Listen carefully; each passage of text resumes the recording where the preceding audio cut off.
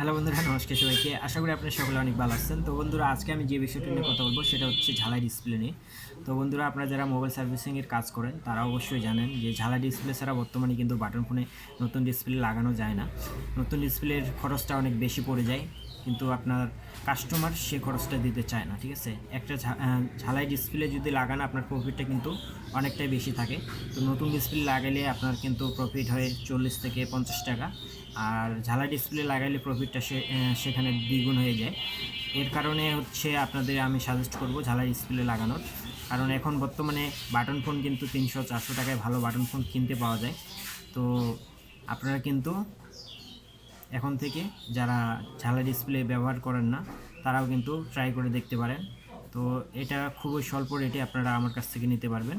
তো আমার নাম্বারটা ডেসক্রিপশন বক্সে দেওয়া থাকবে, আপনারা অবশ্যই আমার সাথে যোগাযোগ করবেন। আমি আপনাদের সুলভ মূল্যে ঝালাই ডিসপ্লে দিয়ে দেবো। ঠিক আছে।